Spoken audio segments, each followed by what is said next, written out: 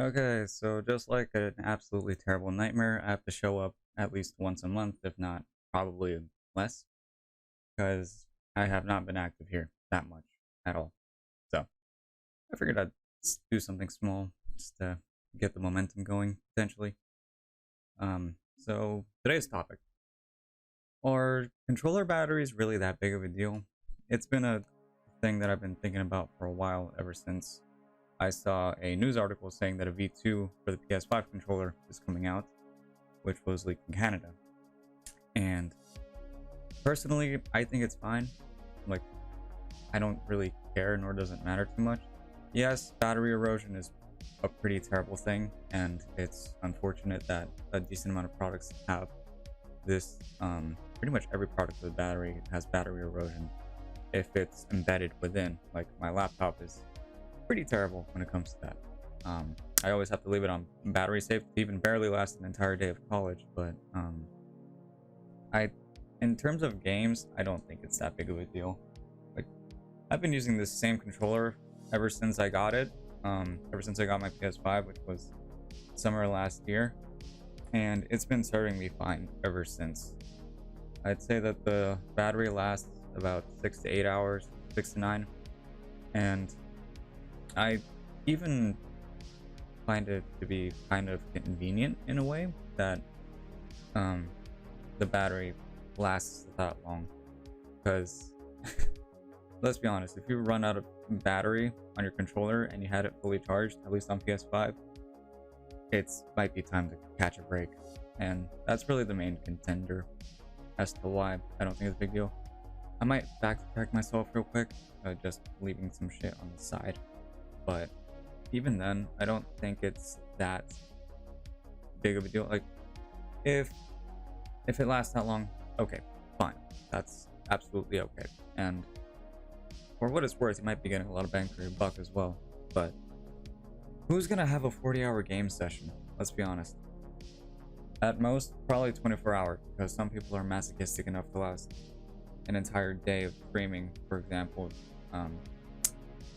for their audience. Now, sometimes it's for a good cause, yes, but generally speaking, I don't think that you should do that much. And besides, there's so much more that you can be doing with your time.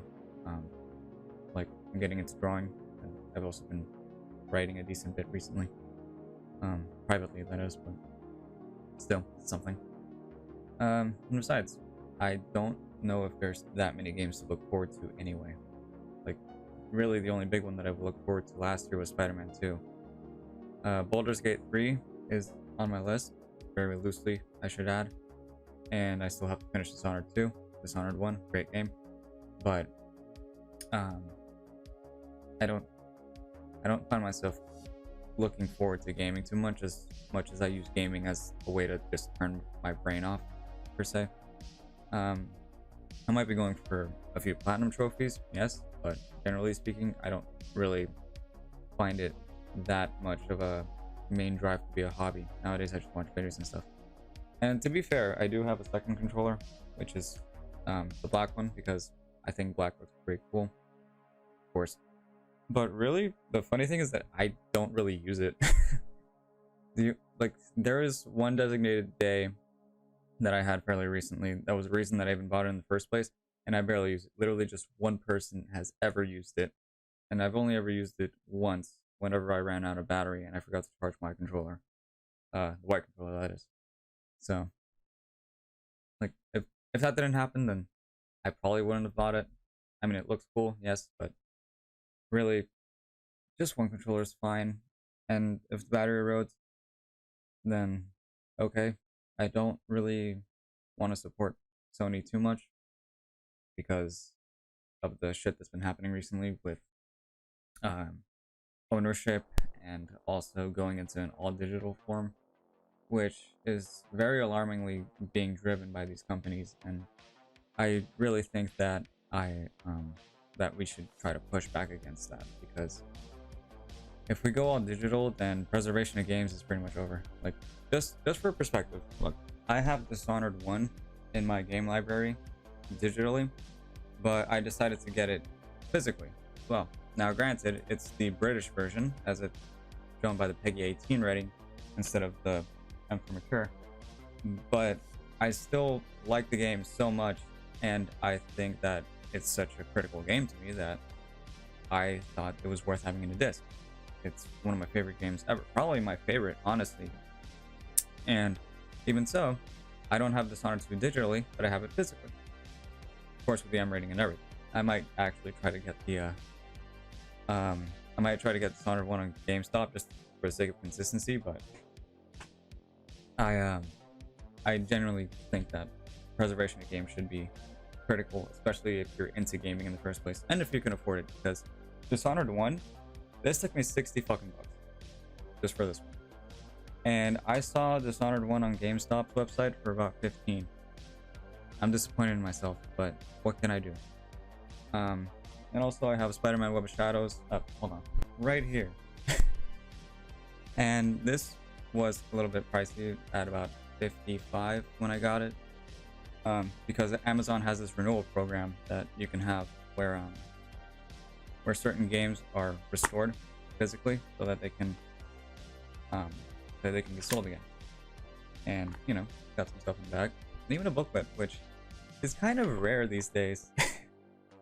It's something that some other people have caught attention of too,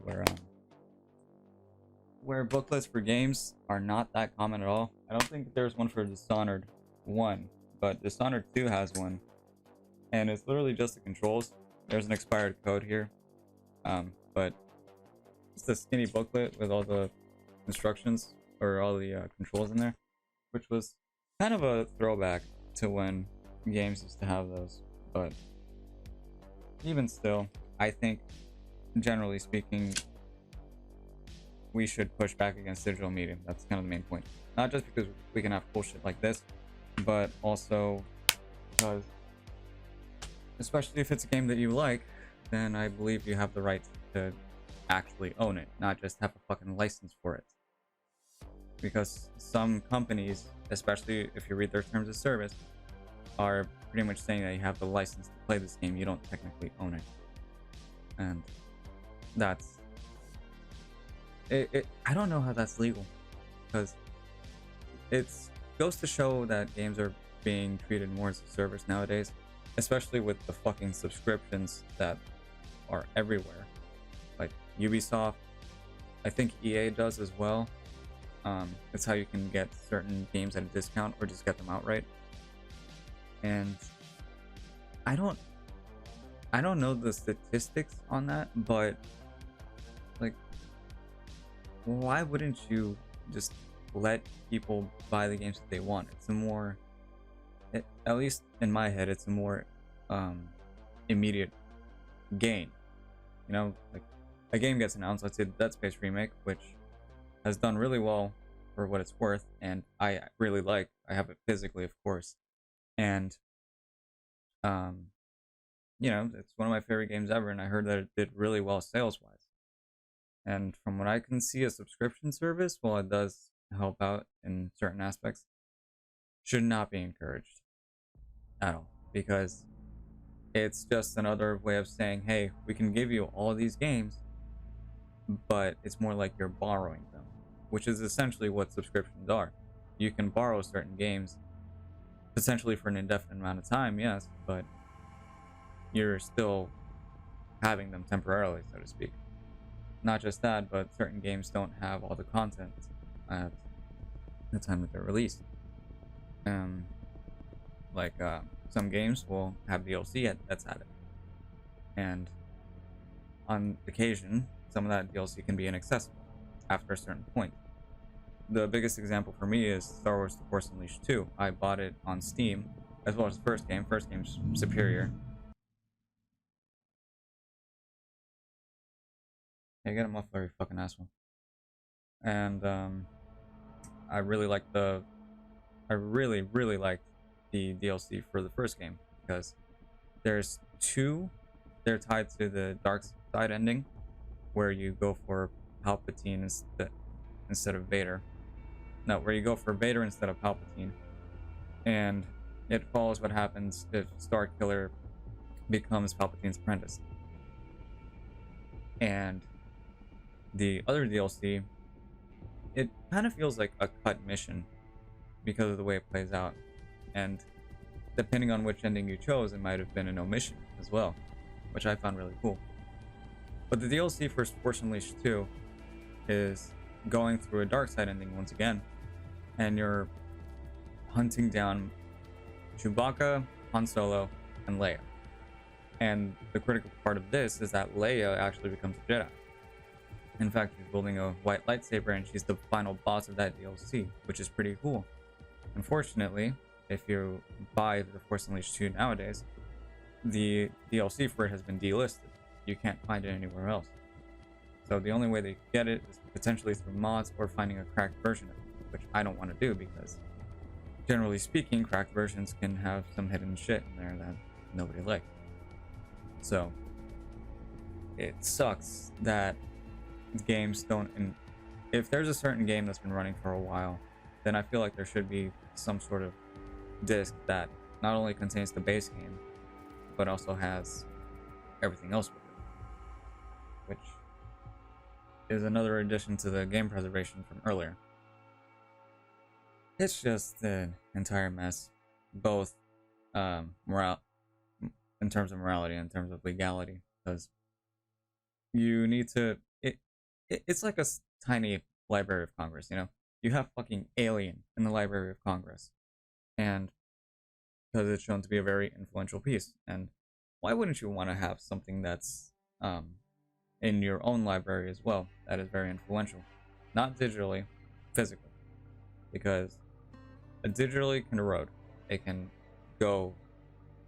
It can just be shut down, and when the servers eventually do shut down, you're not going to be able to access it anymore. It's potentially hundreds or even thousands of dollars just going down the drain. And if you have it physically, then it's right there, you can download it, and then with just an internet connection, it'll be ready. Well, assuming that the internet is still just enough, which I hear is doing fine because certain games on PS3 and Xbox 360 are still running. I think Dead Space 2 died, rest in peace, but even still, I think it's a bit of a nice touch that some games are still playable then.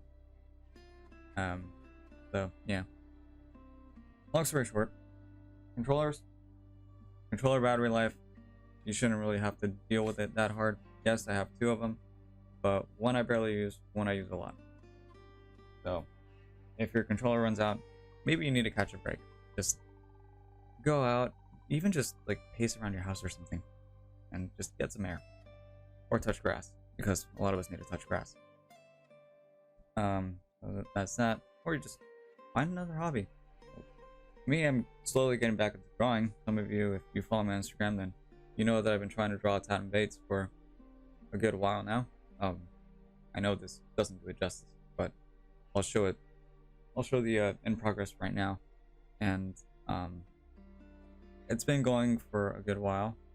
I probably have about 6 hours into that drawing, and that's me wildly guessing, but hopefully I can get it done by Monday at the time of this. So, and I have another few planned.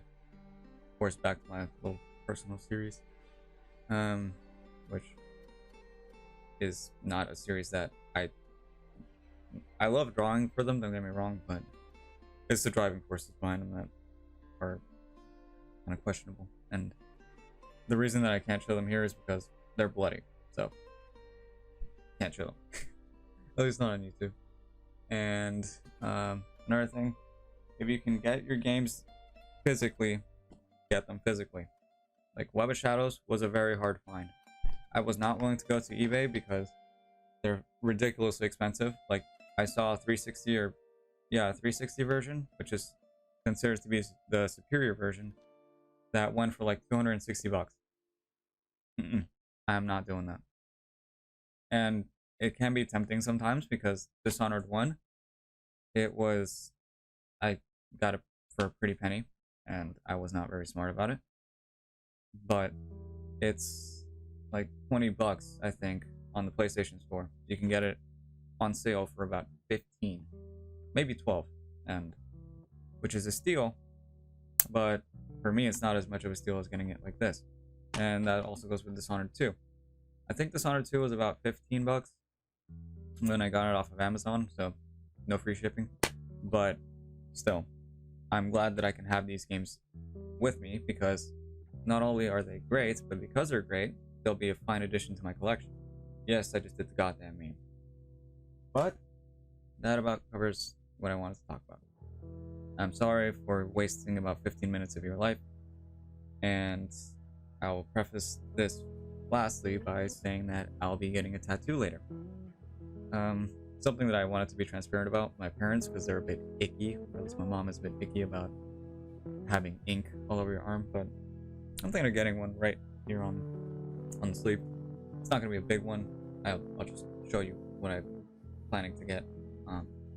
And if you know what this is, then you'll understand why I'm choosing this. You know, it's something that I was thinking about for a while because tattoo ideas can be a little difficult, and I think the thing about a tattoo, like a lot of things, that it has to speak to you. And I've had ideas for a while. I've thought about having Taoism as one of the things that I will brand myself with, or um, I've been thinking about having a flame design for my personal drawings. I'm not gonna show it because I don't have a drawing for it, but there was another one. Oh yeah, the Hunter's Mark from Bloodborne, because it was the very first Souls game that I have. Granted, I don't have it physically. I'm gonna be working on that, so I can hopefully have it in my physical library over here. But you know, it's a game that I really like. I like the HP Lovecraftian horror.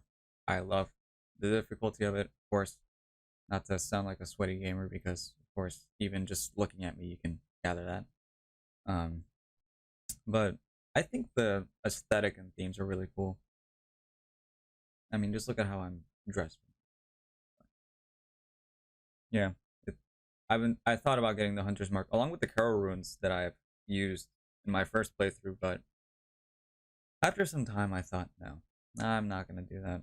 Just I'll just get the one that I showed earlier, and maybe I'll get the Taoism one. I'm thinking of splitting it, like having the not completely good on my right hand and not completely good on my left hand, or my wrist per se, because I do want to leave some space here. So the first one that I'm gonna get is gonna be about this tall or this big, maybe a little bit bigger now that I'm thinking about it, and then I'll have the other one like around here on my wrist. So just a thought. Maybe I'll have a proof of concept later. Maybe not. I'll just wing it. And I know that it's going to be a burning sensation, like a pretty bad one too. And trust me, I know a lot about burning. So yeah, I think that's about it. So yeah, in short, preserve your games. Don't worry too much about battery life, and if you can, just try to relax with all of it. Yeah, that's about it. Y'all take care of yourselves, and goodbye. I gotta get ready for work too.